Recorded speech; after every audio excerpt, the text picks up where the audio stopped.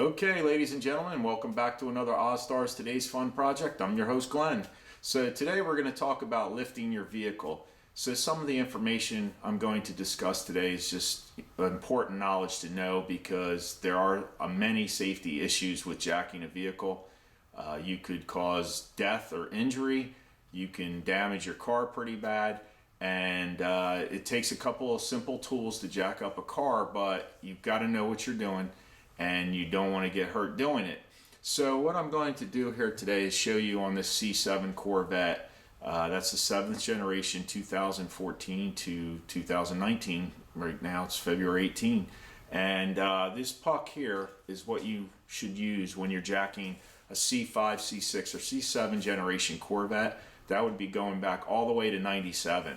Now there are inside the frame rail, there is what they call a reinforcement. There's a hole in the frame rail, and this is where, let's say, when the car is transported or delivered on a truck, they can actually hook their chain cables into that hole there, and it's a slot that's shaped like this. It's oval, and what you do is you take this puck, slide it into that hole, and turn it 90 degrees. So it's basically going to stay up in there. It'll be held in there. Now, Reverse Logic was kind enough to send me these pucks, and I want to demonstrate that for you today. If you don't use these pucks and you just jack right to the frame, or you use a block of wood, what you're doing is risking that jack from slipping off and causing a lot of damage or some injury.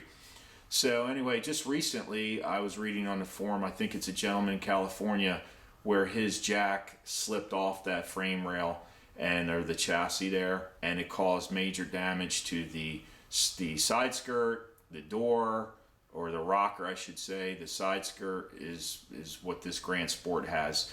The door and the fender, and it's probably $5,000-$6,000 worth of damage. Fortunately, nobody was hurt, and the injury would be worse than, I guess, the monetary damage to the car.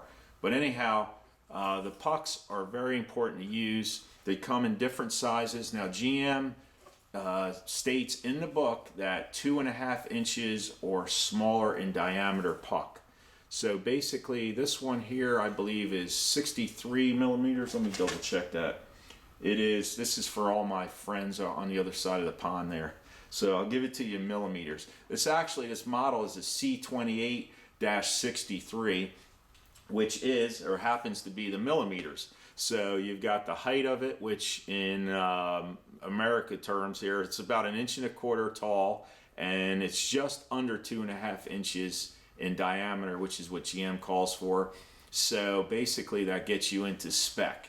Now there is an adapter that Reverse Logic sent me, and I want to thank those guys for getting this over to me. And I think it's important that people know to properly jack their cars or lift their cars, especially these late model Corvettes, from any type of injury or damage. So there are these 15 millimeter spacers that are addition to the puck, and basically what there is there's a bolt down the center, and when you buy the adapters, and the 15 millimeter adapter, the thickness, what's that, about 1/2 inch, maybe a little heavier, is if the car is extra low or low to the ground. Now this side skirt, and I'm going to show you that in a minute, is about 5.5 inches off the ground. My jack, I'm using a low profile jack, and we'll talk more about that later, is probably only about 2.5 inches. So by the time this is installed just standard like this, it will still clear the skirt. The skirt will be over, up in here somewhere. It'll still clear it, but just to get that little bit of added security, I put the spacer on this one. So hopefully you can kind of see the difference here, how much taller it is. And it's very simple. You need a 6 millimeter Allen. There's one bolt down the center. All you do is twist these off. This unscrews, and I'll get to this white nylon bushing in a second. But anyhow, you take this bolt out. Now it can be very tough. It has to spin out. It's threaded into the puck. And what they do is they give you a taller bolt. So let me show you that. So you can see the difference right there. So this is the one you would use with your adapter, and this would just simply go in here like this, and then you take your puck and you have your spacer and all that's right there, and this will thread, this part here will thread onto the end there. So that's that's what you need for that. And what else can I tell you about it? Oh, the nylon bushing here. Let me show you that real quick. So let's unthread this. And now this is the part that's going to lock into the frame rail. So there's a shipping, for the shipping, you know, when they transport the car, the tow driver or what have you will put his hook in there with his chains. There is a slot, a hole. I'm going to show you all that on the car once we get it, you know, get under there. And this is shaped oblong like this. To fit in there, you simply turn this puck 90 degrees and it's going to stay up in there. Now, if you have the white nylon spacer, it's going to float a little bit, and that's okay, because when you put your jack to it, it's going to lift and put pressure upwards. You'll be okay. Now, you want to make sure that cup is more than, obviously, 2.5 inches and has some kind of ridge on the side so that the jack, you know, won't, I'm going to try to simulate it here. If it's under here and it's flat, it can slide off. So if you have a lip on the edge of that jack pad, we'll call it, it's the jack pad, it can't slip out, and that's what's important. So getting back to the nylon bushing, if you remove this bushing, what you can do now is you can put this oval piece back on here, just thread it right back on. I'm not going to go all the way down, but you just bring it all the way down, most of the way down, let's just say, because you want to get it up in there. And once you get it into that slot and it's grabbed in, you're going to turn it your 90 degrees and you're just going to thread it on till it's tight. So there won't be that up and down. And what you can do is, let's say you're doing long-term maintenance, or you've got to go to the tire shop or get an alignment, whatever. You got to get your car serviced.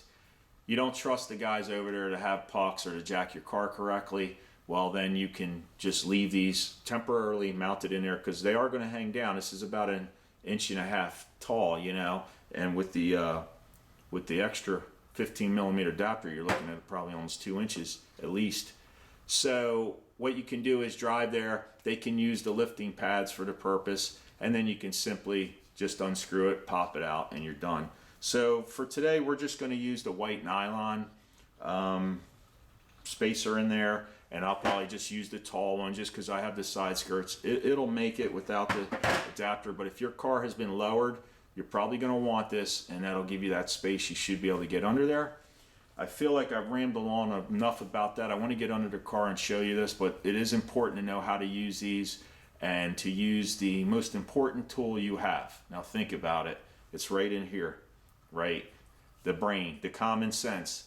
So use common sense, and as we're jacking the car, I'm going to show you something as far as what to look for with your jack to make sure that the plane stays straight. The last thing you want is that jack to start going like this. You set your emergency brake. Doesn't matter if you had a manual 7-speed or an 8-speed automatic. Set the emergency brake. You can get a wheel chock. Wheel chocks are cheap. They're inexpensive. Chock the wheel. Obviously, it's going to be on the ground. And those are some good important tips. You want to be on a level ground. And the smoother the ground that you're on, like right now we're in the shop here on the garage, the cement's smooth because you want that jack to roll, and that's what I'm going to get into in just a second here. You want that jack not to roll around when the car is up in the air, but to move as you're applying force upwards. You want the front of that jack to creep forward. So I'll show you what to look for there. And that way everything stays centered, nothing gets off kilter. Of course, jack stands, probably one of the most important things you can use. Those jack stands can be mounted on the front cross member. We're not going to go there today. You can also jack the car from the cross member, which is part of the chassis, and there's a cross piece if you're not familiar with that. There are jacking points in the owner's manual of your car. You can, or maybe online also, you can find those exact points where you can mount and where your jack stands can be placed so that it's safely supported. Once you get your car jacked up or lifted, you want to actually rely on the jack stands, the safety stands, to hold the weight. And the jacks, I usually, if I have room, leave it there just as a backup for security. So anyway, let's get under the car. And if you have any questions or comments on this video, I want you to leave them down below. And let's go see what we can do.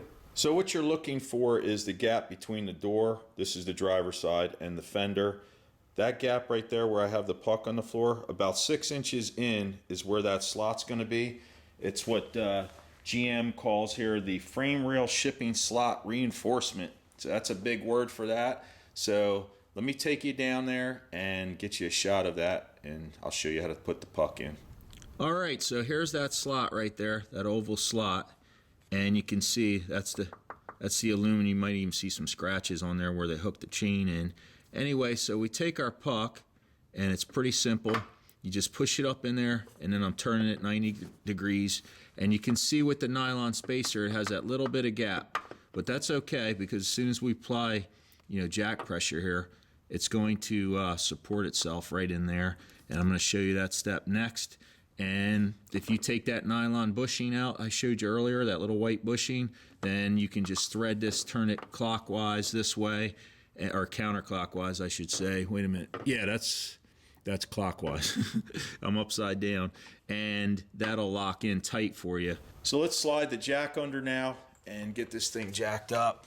I'm going to try to hold the camera as steady as I can for you. And you want to make sure that your jack has this lip in here like we discussed earlier. You can see how this one sits down in there so that that puck sits in there and doesn't slide off. So without shaking this too much, let me get this under here and we'll start lifting. Right there should be good. Looks like everything's lined up. Okay. And now here's what I want to show you. Let me get a little pressure here. Now, the telltale sign, this wheel right here, these wheels on the front, when you're lifting up, going upwards, you want to see those wheels begin to start pushing forward. Also, of course, you can watch the back wheels here. You want to kind of keep them in the same direction as you're lifting so that it makes this jack easier to move forward. You definitely want it to move forward, and I'm going to set the camera right here. And when I get to a certain lift point, hopefully you'll be able to see those wheels start moving. And I'm lifting right now. Well, obviously you can see that. But you get to a certain point, an angle, where you're going to start, it's not going to like roll like crazy, but the front tire is not off the ground yet. Nice, slow and steady, and I'm watching it. Now there you go. See that wheel? Just starting to move. Let me creep this a little forward. Watch that wheel. Very slowly, it's moving forward. That's what you want to see. Now, right now, the left front wheel is off the ground. The frame on this car is so stiff, I'd say the front wheel is about 4 inches off the ground, and the back wheel's coming up with it. So almost got the whole side up now. Anyway, you see that front wheel moving just a little bit. Okay, so off the ground, of course, and like I said, that one's off too. But what we want to do now is, put our jack stands under here. Let's show you where that would be. Right there's here's the engine. Right here's our cross member, and they give you in the oops, where am I pointing? Right here. You got this one, and then you've got that one out there, but I believe it's this one right here where you want to put your jack stands. So it's a little hard to point and get it all lined up here. But anyway, that's where we want to put jack stands for safety. You can also lift from that point. It's all in the owner's manual. So now I'm going to lower the car. Watch that front wheel, and you should see it start coming back. And you saw it move a little bit right there. So, and of course, like I said, with that spacer, you got lots of room between, and this is kind of deep here. This isn't a little shallow jack. You've got, a couple of inches, at least a few inches right here between the side skirt and that jack. So I'd say this is probably, over 2 feet long this way. You can kind of see the shape of it. So with the jack down, and I took that puck off, I want to show you the rear. So you have the same slot in the rear as you did in the front, and down here where the light is, so we're about just behind or right center of the driver's door. I already got the puck in there. I want to show you the location of that in case you're not familiar.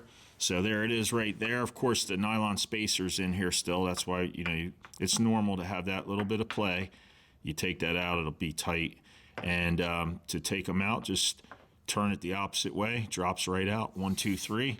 All set. Well, that about wraps it up. I appreciate you guys coming along. If you have a need for these race pucks for your C5, C6, C7 Corvette, they also make them for other cars like the BMWs. I know there's several other different types of makes and models. Check out Reverse Logic. They have some great stuff, excellent customer service. I'm going to leave a link to their website in the description down below. And if you want to check me out on Instagram, that's Ozzstar1. Of course, we got YouTube right here. Thumbs up's always good if you found the video useful or helpful. I appreciate it. And if you have any mechanical requests for a C7 Corvette, please let me know down below. So other than that, I guess I'll see you guys on the next one. Thanks for stopping by. Take it easy.